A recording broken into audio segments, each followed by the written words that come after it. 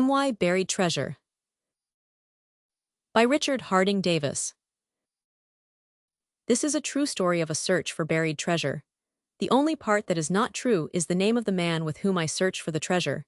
Unless I keep his name out of it, he will not let me write the story, and as it was his expedition, and as my share of the treasure is only what I can make by writing the story, I must write as he dictates. I think the story should be told, because our experience was unique, and might be of benefit to others. And besides, I need the money. There is, however, no agreement preventing me from describing him as I think he is, or reporting, as accurately as I can, what he said and did as he said and did it. For purposes of identification, I shall call him Edgar Powell. The last name has no significance, but the first name is not chosen at random. The leader of our expedition, the head and brains of it, was and is the sort of man one would address as Edgar. No one would think of calling him Ed, or Eddie, any more than he would consider slapping him on the back.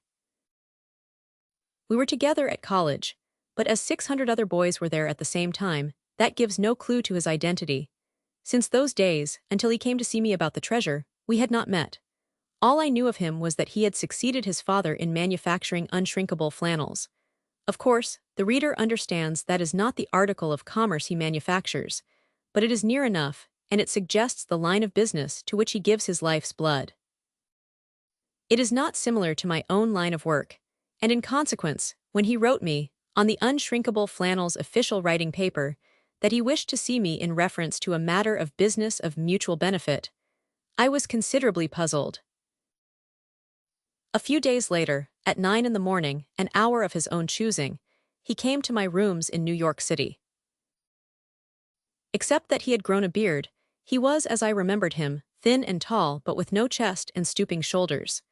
He wore eyeglasses, and as of old through these, he regarded you disapprovingly and warily as though he suspected you might try to borrow money, or even joke with him. As with Edgar, I had never felt any temptation to do either. This was irritating. But from force of former habit, we greeted each other by our first names, and he suspiciously accepted a cigar. Then, after fixing me both with his eyes and with his eyeglasses and swearing me to secrecy, he began abruptly. "Our mills," he said, "are in New Bedford, and I own several small cottages there and in Fairhaven. I rent them out at a moderate rate. The other day one of my tenants, a Portuguese sailor, was taken suddenly ill and sent for me. He had made many voyages in and out of Bedford to the South Seas, whaling, and he told me on his last voyage he had touched at his former home at Tenerife. There his grandfather had given him a document that had been left him by his father. His grandfather said it contained an important secret, but one that was of value only in America, and that when he returned to that continent, he must be very careful to whom he showed it.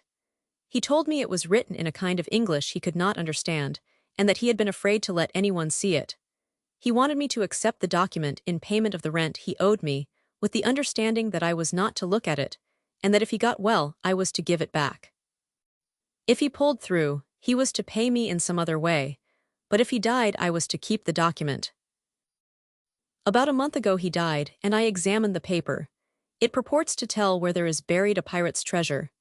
And, added Edgar, gazing at me severely and as though he challenged me to contradict him, I intend to dig for it.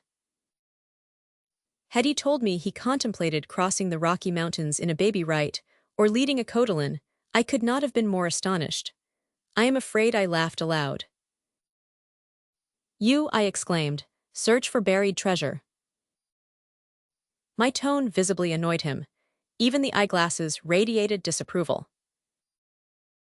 "I see nothing amusing in the idea," Edgar protested coldly. "It is a plain business proposition. I find the outlay will be small, and if I am successful the returns should be large, at a rough estimate about $1 million. Even today, no true American at the thought of $1 million can remain covered. His letter to me had said, for our mutual benefit. I became respectful and polite, I might even say abject. After all, the ties that bind us in those dear old college days are not lightly to be disregarded. "If I can be of any service to you, Edgar, old man," I assured him heartily, "if I can help you find it, you know I shall be only too happy." With regret I observed that my generous offer did not seem to deeply move him. I came to you in this matter, he continued stiffly, because you seem to be the sort of person who would be interested in a search for buried treasure. I am, I exclaimed, always have been. Have you, he demanded searchingly, any practical experience? I tried to appear at ease, but I knew then just how the man who applies to look after your furnace feels when you ask him if he can also run a 60-horsepower dynamo. I have never actually found any buried treasure, I admitted, but I know where lots of it is, and I know just how to go after it. I endeavored to dazzle him with expert knowledge. Of course, I went on airily, I am familiar with all the expeditions that have tried for the one on Coco's Island, and I know all about the Peruvian treasure on Trinidad, and the lost treasures of Jalisco near Guadalajara, and the sunken galleon on the Grand Cayman, and when I was on the Isle of Pines, I had several very tempting offers to search there. And the late Captain Boynton invited me. But, interrupted Edgar in a tone that would tolerate no trifling, you yourself have never financed or organized an expedition with the object in view of. Oh, that part's easy, I assured him. The fitting out part you can safely leave to me. I assumed a confidence that I hoped he might believe was real. There's always a tramp steamer in the Erie Basin, I said, that one can charter for any kind of adventure, and I have the addresses of enough soldiers of fortune, filibusters, and professional revolutionists to man a battleship, all fine fellows in a tight corner. And I'll promise you they'll follow us to hell and back. That, exclaimed Edgar, is exactly what I feared. I beg your pardon, I exclaimed. That's exactly what I don't want, said Edgar sternly. I do intend to get into any tight corners, I do want to go to hell.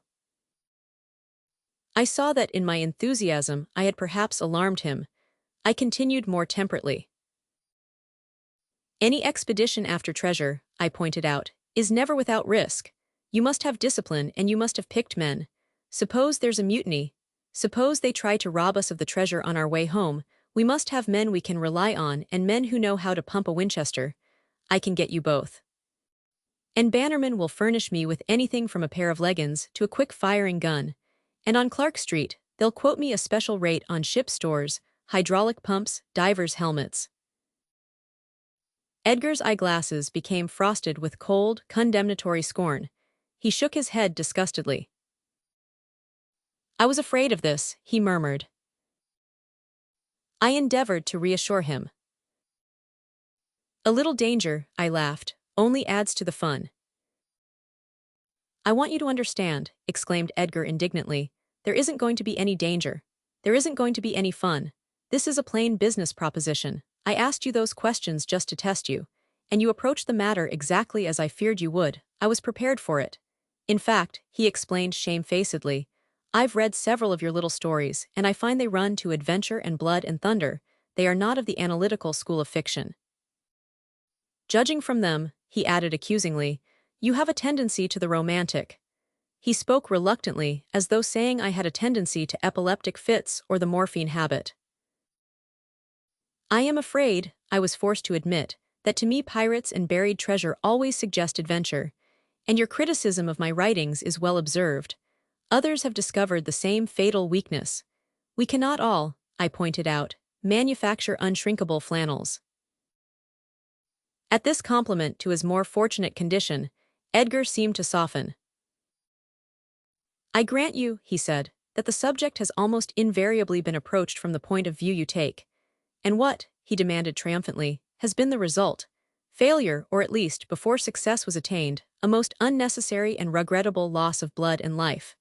Now, on my expedition, I do not intend that any blood shall be shed, or that anybody shall lose his life. I have not entered into this matter hastily. I have taken out information, and mean to benefit by other people's mistakes. When I decided to go on with this, he explained, I read all the books that bear on searches for buried treasure, and I found that in each case the same mistakes were made, and that then, in order to remedy the mistakes, it was invariably necessary to kill somebody. Now, by not making those mistakes, it will not be necessary for me to kill anyone, and nobody is going to have a chance to kill me. You propose that we fit out a schooner and sign on a crew. What will happen? A man with a saber cut across his forehead, or with a black patch over one eye, will inevitably be one of that crew. And as soon as we sail, he will at once begin to plot against us. A cabin boy who the conspirators think is asleep in his bunk will overhear their plot and will run to the quarterdeck to give warning.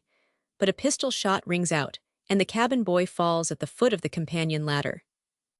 The cabin boy is always the first one to go. After that, the mutineers kill the first mate, and lock us in our cabin, and take over the ship.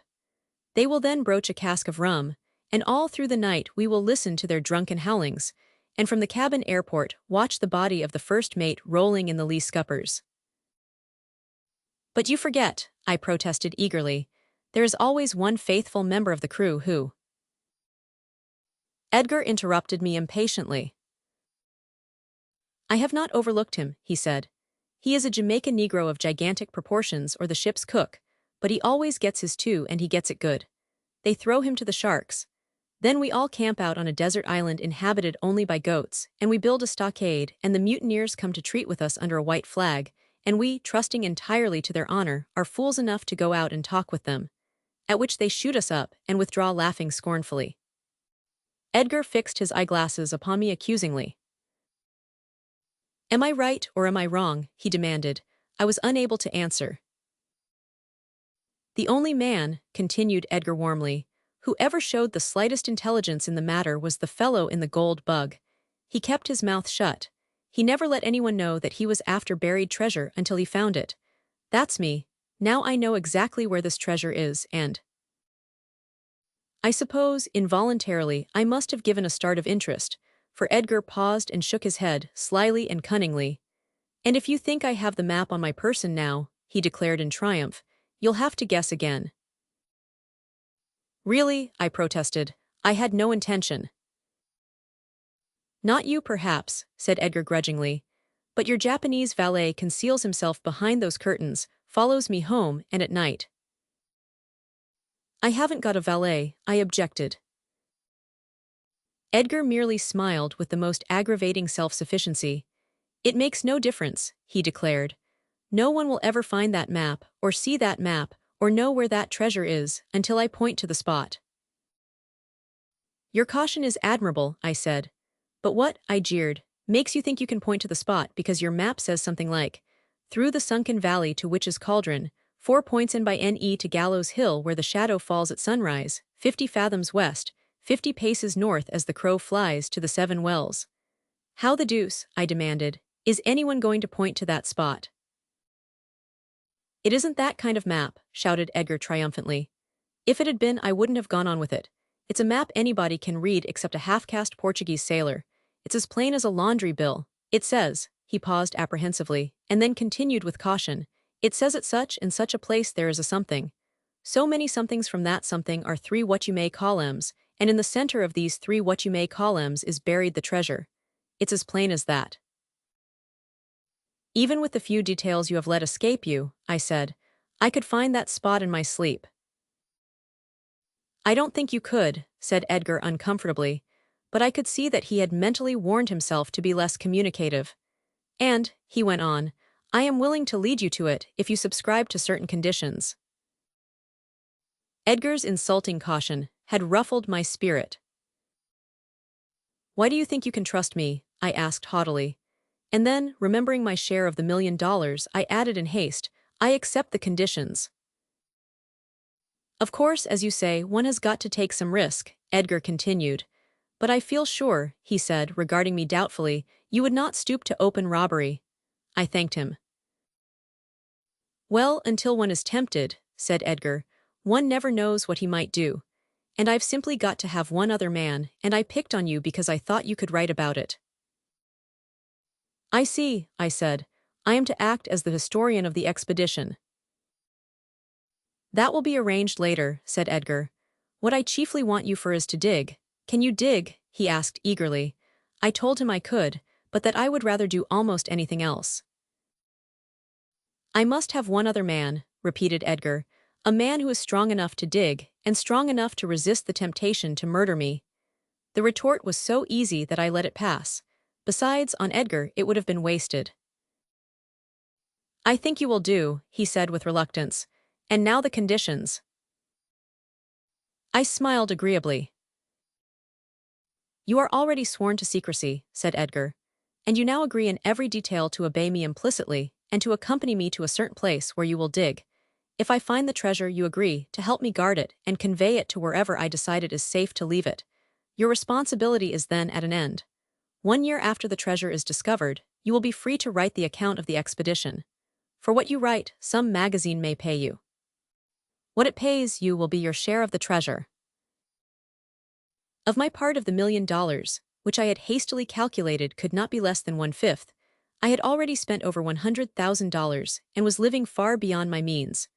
I had bought a farm with a waterfront on the Sound, a motorboat, and as I was not sure which make I preferred, 3 automobiles. I had it my own. Expense produced a play of mine that no manager had appreciated, and its name in electric lights was already blinding Broadway. I had purchased a Hollander Express rifle, a real amber cigar holder, a private secretary who could play both ragtime and tennis, and a fur coat. So Edgar's generous offer left me naked. When I had again accustomed myself to the narrow confines of my flat and the jolt of the surface cars, I asked humbly, "Is that all I get?" "Why should you expect any more?" demanded Edgar. "It is your treasure. You wouldn't expect me to make you a present of an interest in my mills. Why should you get a share of my treasure?" He gazed at me reproachfully. "I thought you'd be pleased," he said. "It must be hard to think of things to write about, and I'm giving you a subject for nothing." "I thought," he remonstrated, "you'd jump at the chance. It isn't every day a man can dig for buried treasure." "That's all right," I said. "Perhaps I appreciate that quite as well as you do, but my time has a certain small value, and I can't leave my work just for excitement. We may be weeks, months. How long do you think we?" Behind his eyeglasses, Edgar winked reprovingly. "That is a leading question," he said. "I will pay all your legitimate expenses, transportation, food, lodging. It won't cost you a cent. And you write the story with my name left out," he added hastily. "It would hurt my standing in the trade," he explained, "and get paid for it." I saw a sea voyage at Edgar's expense. I saw palm leaves, coral reefs. I felt my muscles aching and the sweat run from my neck and shoulders as I drove my pick into the chest of gold. "I'll go with you," I said. We shook hands on it. "When do we start?" I asked. "Now," said Edgar. I thought he wished to test me. He had touched upon one of my pet vanities. "You can't do that with me," I said. "My bags are packed and ready for any place in the wide world except the cold places. I can start this minute. Where is it? The Gold Coast, the Ivory Coast, the Spanish Main?" Edgar frowned inscrutably. "Have you an empty suitcase?" he asked. "Why empty?" I demanded. "To carry the treasure," said Edgar. "I left mine in the hall. We will need 2. "And your trunks," I said. "There aren't going to be any trunks," said Edgar. From his pocket he had taken a folder of the New Jersey Central Railroad. "If we hurry," he exclaimed, "we can catch the 10:30 express and return to New York in time for dinner." "And what about the treasure?" I roared. "We'll bring it with us," said Edgar. I asked for information. I demanded confidences. Edgar refused both. I insisted that I might be allowed at least to carry my automatic pistol. "Suppose someone tries to take the treasure from us," I pointed out. "No one," said Edgar severely, "would be such an ass as to imagine we are carrying buried treasure in a suitcase. He will think it contains pajamas." "For local color then," I begged. "I want to say in my story that I went heavily armed." "Say it then," snapped Edgar. "But you can't do it. Not with me you can't. How do I know you mightn't?" He shook his head warily. It was a day in early October. The haze of Indian summer was in the air. And as we crossed the North River by the 23rd Street ferry, the sun flashed upon the white clouds overhead and the tumbling waters below. On each side of us great vessels with the blue peter at the fore lay at the wharfs ready to cast off, or were already nosing their way down the channel towards strange and beautiful ports. Lamport and Holt were rolling down to Rio. The Royal Mail's Magdalena, no longer white and gold, was off to Kingston, where once 7 pirates swung in chains. The Clyde was on her way to Haiti, where the buccaneers came from. The Morro Castle was bound for Havana, which Morgan, king of all the pirates, had once made his own, and the Red D was steaming to Porto Cabello, where Sir Francis Drake, as big a buccaneer as any of them, lies entombed in her harbor. And I was setting forth on a buried treasure expedition on a snub-nosed, flat-bellied, freshwater ferry boat, bound for Jersey City. No one will ever know my sense of humiliation, and when the Italian boy insulted my immaculate tan shoes by pointing at them and saying, "Shine," I could have slain him. Fancy digging for buried treasure in freshly varnished boots. But Edgar did not mind. To him there was nothing lacking, it was just as it should be. He was deeply engrossed in calculating how many offices were for rent in the Singer building. When we reached the other side, he refused to answer any of my eager questions. He would not let me know even for what place on the line he had purchased our tickets, and as a hint that I should not disturb him, he stuffed into my hands the latest magazines. "At least tell me this," I demanded. "Have you ever been to this place before today?" "Once," said Edgar shortly, "last week. That's when I found out I would need someone with me who could dig." "How do you know it's the right place?" I whispered. The summer season was over, and of the chair car we were the only occupants. But before he answered, Edgar looked cautiously round him and out of the window. We had just passed Red Bank. "Because the map told me," he answered. "Suppose," he continued fretfully, "you had a map of New York City with the streets marked on it plainly. Suppose the map said that if you walked to where Broadway and Fifth Avenue meet, you would find the Flatiron Building. Do you think you could find it?" "Was it as easy as that?" I gasped. "It was as easy as that," said Edgar. I sank back into my chair and let the magazines slide to the floor. What fiction story was there in any one of them so enthralling as the actual possibilities that lay before me? In 2 hours, I might be bending over a pot of gold, a sea chest stuffed with pearls and rubies. I began to recall all the stories I had heard as a boy of treasure buried along the coast by Kidd on his return voyage from the Indies. Where along the Jersey sea line were their safe harbors, the train on which we were racing south had its railhead at Barnegat Bay. And between Barnegat and Red Bank there now was but one other inlet, that of the Manasquan River. It might be Barnegat, it might be Manasquan. It could not be a great distance from either, for sailors would not have carried their burden far from the ship. I glanced appealingly at Edgar. He was smiling happily over pickings from Puck. We passed Asbury Park and Ocean Grove, halted at Seagirt and again at Manasquan, but Edgar did not move. The next station was Point Pleasant, and as the train drew to a stop, Edgar rose calmly and grasped his suitcase. "We get out here," he said. Drawn up at the station were 3 openwork hacks with fringe around the top. From each, a small boy waved at us with his whip. "Curtis House, the Gladstone, the cottage in the pines," they chanted invitingly. "Take me to a hardware store," said Edgar, "where one can buy a spade." When we stopped, I made a move to get down, but Edgar stopped me. I protested indignantly. "I haven't much to say about this expedition," I exclaimed. "But as I have to do the digging, I intend to choose my own spade." Edgar's eyeglasses flashed defiance. "You have given your word to obey me," he said sternly. "If you do not intend to obey me, you can return in 10 minutes by the next train." I sank into my seat. In a moment the mutiny had been crushed. Not even a cabin boy had fallen. Edgar returned with a spade, an axe, and a pick. He placed them in the seat beside the boy driver. "What is your name, boy?" he asked. "Rupert," said the boy. "Rupert," continued Edgar, "drive us to the beach.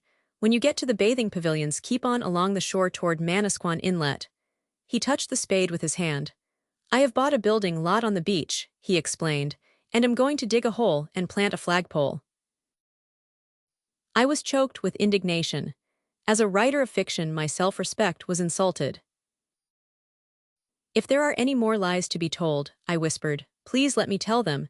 Your invention is crude, ridiculous." "Why," I demanded, "should anybody want to plant a flagpole on a windswept beach in October? It's not the season for flagpoles." "Besides," I jeered, "where is your flagpole? Is it concealed in the suitcase?" Edgar frowned uneasily, and touched the boy on the shoulder. "The flagpole itself," he explained, "is coming down tomorrow by express." The boy yawned and slapped the flanks of his horse with the reins. "Gad up," he said. We crossed the railroad tracks and moved toward the ocean down a broad, sandy road. The season had passed, and the windows of the cottages and bungalows on either side of the road were barricaded with planks. On the verandas, hammocks abandoned to the winds hung in tatters. On the back porches, the doors of empty refrigerators swung open on one hinge, and on every side above the fields of gorgeous goldenrod rose signs reading, "For rent." When we had progressed in silence for a mile, the sandy avenue lost itself in the deeper sand of the beach, and the horse of his own will came to a halt. On one side we were surrounded by locked and deserted bathing houses, on the other by empty pavilions shuttered and barred against the winter, but still inviting one to try our saltwater taffy, or to keep cool with an ice cream soda. Rupert turned and looked inquiringly at Edgar. To the north the beach stretched in an unbroken line to Manasquan Inlet. To the south 3 miles away, we could see floating on the horizon like a mirage the hotels and summer cottages of Bay Head. "Drive toward the inlet," directed Edgar. "This gentleman and I will walk." Relieved of our weight, the horse stumbled bravely into the trackless sand, while below on the damper and firmer shingle we walked by the edge of the water. The tide was coming in and the spent waves, spreading before them an advance guard of tiny shells and pebbles, threatened our boots, and at the same time in soothing, lazy whispers warned us of their attack. These lisping murmurs and the crash and roar of each incoming wave as it broke were the only sounds, and on the beach we were the only human figures. At last the scene began to bear some resemblance to one set for an adventure.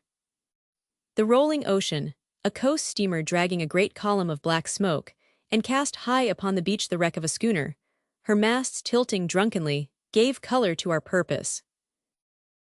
It became filled with greater promise of drama, more picturesque. I began to thrill with excitement. I regarded Edgar appealingly, in eager supplication. At last he broke the silence that was torturing me.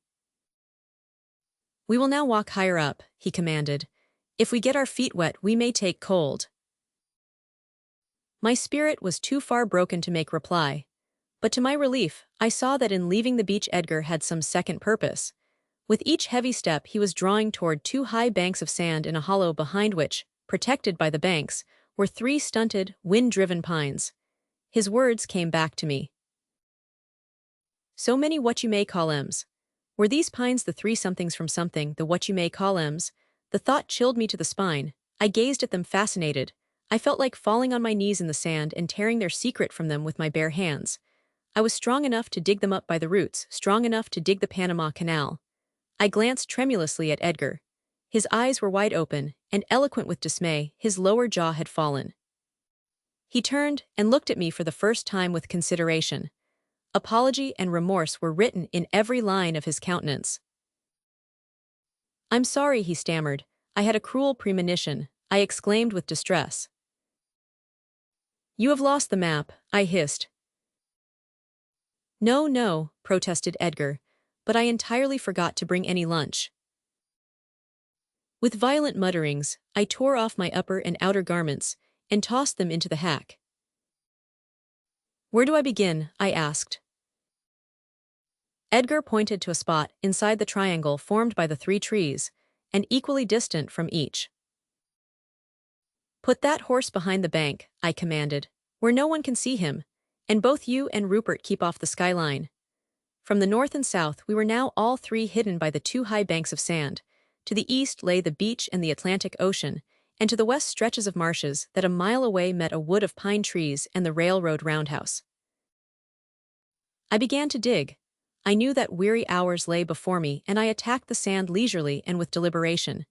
It was at first no great effort, but as the hole grew in depth and the roots of the trees were exposed, the work was sufficient for several men. Still, as Edgar had said, it is not every day that one can dig for treasure, and in thinking of what was to come I forgot my hands that quickly blistered and my breaking back. After an hour I insisted that Edgar should take a turn, but he made such poor headway that my patience could not contain me, and I told him I was sufficiently rested and would continue. With alacrity he scrambled out of the hole, and taking a cigar from my case, seated himself comfortably in the hack. I took my comfort in anticipating the thrill that would be mine when the spade would ring on the iron-bound chest, when with a blow of the axe I would expose to view the hidden jewels, the pieces of 8, coated with verdigris, the string of pearls, the chains of yellow gold. Edgar had said $1,000,000. That must mean there would be diamonds, many diamonds. I would hold them in my hands, watch them, at the sudden sunshine, blink their eyes and burst into tiny, burning fires. In imagination, I would replace them in the setting, from which, years before, they had been stolen. I would try to guess whence they came, from a jeweled chalice in some dim cathedral, from the breast of a great lady, from the hilt of an admiral's sword. After another hour, I lifted my aching shoulders, and wiping the sweat from my eyes, looked over the edge of the hole. Rupert, with his back to the sandhill, was asleep. Edgar with one hand was waving away the mosquitoes, and in the other was holding one of the magazines he had bought on the way down. I could even see the page upon which his eyes were riveted. It was an advertisement for breakfast food.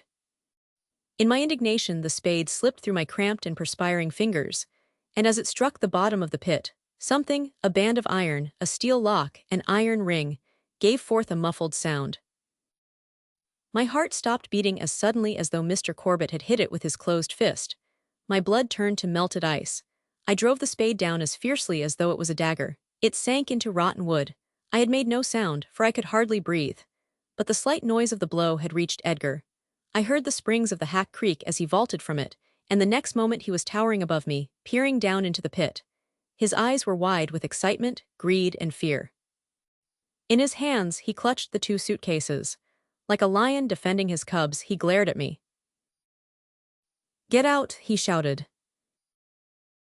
Illustration, in his hands he clutched the 2 suitcases. "Get out," he shouted. "Like hell," I said. "Get out," he roared. "I'll do the rest, that's mine, not yours, get out." With a swift kick I brushed away the sand. I found I was standing on a squat wooden box, bound with bands of rusty iron. I had only to stoop to touch it. It was so rotten that I could have torn it apart with my bare hands. Edgar was dancing on the edge of the pit, incidentally kicking sand into my mouth and nostrils. "You promised me," he roared. "You promised to obey me." "You ass," I shouted. "Haven't I done all the work, don't I get?" "You get out," roared Edgar. Slowly, disgustedly, with what dignity one can display in crawling out of a sandpit, I scrambled to the top. "Go over there," commanded Edgar, pointing, "and sit down." In furious silence, I seated myself beside Rupert. He was still slumbering and snoring happily. From where I sat, I could see nothing of what was going forward in the pit, save once, when the head of Edgar, his eyes aflame and his hair and eyeglasses sprinkled with sand, appeared above it. Apparently he was fearful lest I had moved from the spot where he had placed me. I had not, but had he known my inmost feelings, he would have taken the axe into the pit with him. I must have sat so for half an hour. In the sky above me, a fish-hawk drifted lazily. From the beach sounded the steady beat of the waves, and from the town across the marshes came the puffing of a locomotive and the clanging bells of the freight trains. The breeze from the sea cooled the sweat on my aching body, but it could not cool the rage in my heart. If I had the courage of my feelings, I would have cracked Edgar overhead with the spade, buried him in the pit, bribed Rupert, and forever after lived happily on my ill-gotten gains. That was how Kidd or Morgan or Blackbeard would have acted. I cursed the effete civilization, which had taught me to want many pleasures, but had left me with a conscience that would not let me take human life to obtain them, not even Edgar's life. In half an hour a suitcase was lifted into view and dropped on the edge of the pit. It was followed by the other, and then by Edgar. Without asking me to help him, because he probably knew I would not, he shoveled the sand into the hole, and then placed the suitcases in the carriage. With increasing anger, I observed that the contents of each were so heavy that to lift it, he used both hands. "There is no use your asking any questions," he announced, "because I won't answer them." I gave him minute directions as to where he could go, but instead we drove in black silence to the station. There Edgar rewarded Rupert with a dime, and while we waited for the train to New York, placed the 2 suitcases against the wall of the ticket office and sat upon them. When the train arrived, He warned me in a hoarse whisper that I had promised to help him guard the treasure, and gave me one of the suitcases. It weighed a ton. Just to spite Edgar, I had a plan to kick it open, so that everyone on the platform might scramble for the contents. But again, my infernal New England conscience restrained me. Edgar had secured the drawing room in the parlor car, and when we were safely inside, and the door bolted, my curiosity became stronger than my pride. "Edgar," I said, "your ingratitude is contemptible. Your suspicions are ridiculous, but under these most unusual conditions I don't blame you. But we are quite safe now. The door is fastened," I pointed out ingratiatingly. "It and this train doesn't stop for another 40 minutes. I think this would be an excellent time to look at the treasure." "I don't," said Edgar. I sank back into my chair. With intense enjoyment I imagined the train in which we were seated hurling itself into another train, and everybody, including Edgar, or rather, especially Edgar, being instantly but painlessly killed. By such an act of an all-wise providence, I would at once become heir to $1 million. It was a beautiful, satisfying dream. Even my conscience accepted it with a smug smile. It was so vivid a dream that I sat guiltily expectant, waiting for the crash to come, for the shrieks and screams, for the rush of escaping steam and breaking window panes. But it was far too good to be true. Without a jar, the train carried us and its precious burden in safety to the Jersey City terminal, and each, with $500,000 in his hand, hurried to the ferry, assailed by porters, newsboys, hackmen. To them, we were a couple of commuters saving a dime by carrying our own handbags. It was now 6 o'clock, and I pointed out to Edgar that at that hour the only vaults open were those of the night and day bank. And to that institution in a taxicab we at once made our way. I paid the chauffeur, and 2 minutes later, with a gasp of relief and rejoicing, I dropped the suitcase I had carried on a table in the steel-walled fastnesses of the vaults. Gathered excitedly around us were the officials of the bank, summoned hastily from above, and watchmen in plain clothes, and watchmen in uniforms of gray. Great bars as thick as my leg protected us. Walls of chilled steel rising from solid rock stood between our treasure and the outer world. Until then I had not known how tremendous the nervous strain had been, but now it came home to me. I mopped the perspiration from my forehead, I drew a deep breath. "Edgar," I exclaimed happily, "I congratulate you." I found Edgar extending toward me a $2 bill. "You gave the chauffeur $2, he said. "The fare was really $1.80, so you owe me 20 cents. Mechanically, I laid 2 dimes upon the table. "All the other expenses," continued Edgar, "which I agreed to pay, I have paid." He made a peremptory gesture. "I won't detain you any longer," he said. "Good night." "Good night," I cried. "Don't I see the treasure?" Against the walls of chilled steel my voice rose like that of a tortured soul. "Don't I touch it?" I yelled. "Don't I even get a squint?" Even the watchman looked sorry for me. "You do not," said Edgar calmly. "You have fulfilled your part of the agreement. I have fulfilled mine. A year from now you can write the story." As I moved in a dazed state toward the steel door, his voice halted me. "And you can say in your story," called Edgar, "that there is only one way to get a buried treasure. That is to go and get it."